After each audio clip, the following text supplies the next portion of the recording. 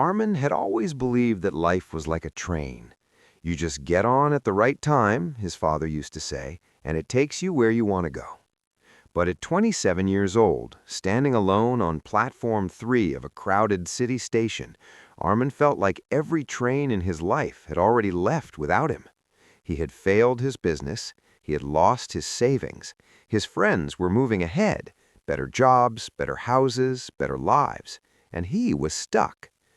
The station was loud, full of people rushing somewhere important. Announcements echoed overhead. Suitcases rolled across the concrete floor.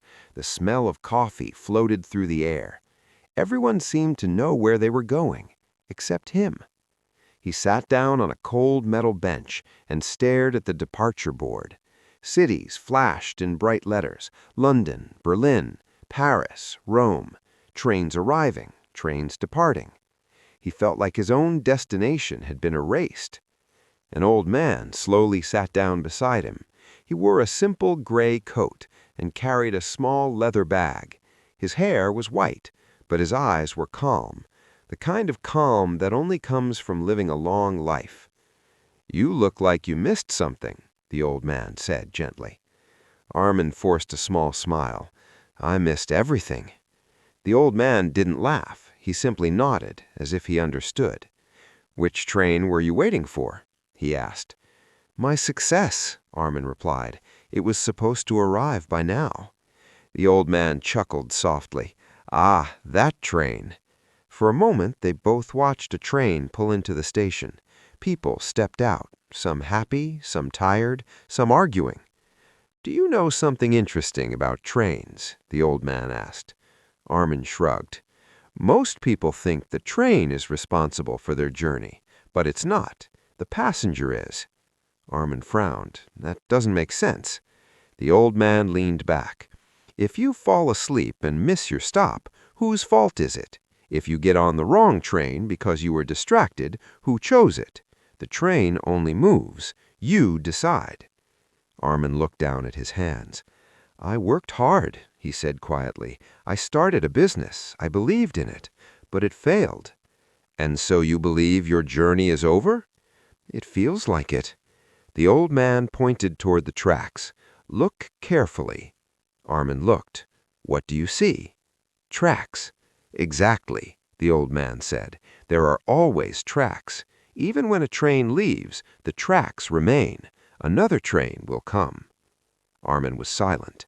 "Young man, failure is not a missed train. It is simply a stop." A long pause filled the space between them. "Let me tell you something," the old man said. "When I was your age, I lost everything too. My job, my money, even my confidence. I thought life was finished. For 2 years, I blamed the world, the economy, my boss, my luck." He smiled faintly.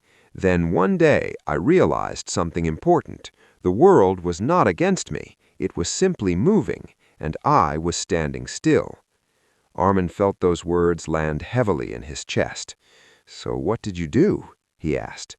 "I stopped waiting for the perfect train. I built new tracks." Armin blinked. "How?" "By learning, by trying again, by accepting that embarrassment does not kill you, by understanding that other people's success does not take away yours." Another announcement echoed through the station. The old man stood slowly. "My train is arriving," he said. Armin felt sudden panic. "Late! What if I fail again?" The old man looked at him with steady eyes. "You will." Armin's heart dropped. "You will fail again," the old man repeated calmly. "But this time, you will fail smarter." He picked up his leather bag. "Life is not about catching one perfect train. It is about becoming strong enough to travel anywhere." The train doors opened with a soft hiss. Before stepping inside, the old man turned once more. "One more thing," he said. "Stop comparing your platform to someone else's destination." And then he was gone. Armin sat there long after the train disappeared. The station was still noisy. People were still rushing. Nothing had changed. And yet, something had. He looked at the departure board again. For the first time, He didn't feel behind. He felt early. Early in his learning, early in his growth, early in building something stronger. He pulled out his phone and opened the Notes app. Instead of searching for jobs to apply to desperately, he wrote down what he had learned from his failed business. Mistakes, weak decisions, things he would do differently.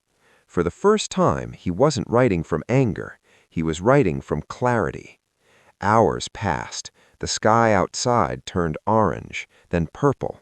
Another train arrived, different destination. Armin stood up. He didn't know exactly where he was going yet, but he knew one thing. He would not sit on the bench waiting for a perfect moment anymore. He walked to the ticket counter. "Where to?" the woman behind the glass asked. Armin smiled slightly. "Anywhere that teaches me something." She looked confused, but handed him a ticket to the next available city. As he stepped onto the train, he felt nervous, but it was a different kind of nervous. It was not fear of failure. It was excitement for movement. He understood now. Success is not about speed. It is not about comparison. It is not about never falling. It is about getting back on the train, every time. The doors closed. The train began to move. Outside the window, the station slowly disappeared from view. Armin leaned back in his seat and closed his eyes. For the first time in years, he wasn't chasing success. He was building resilience. And that made all the difference.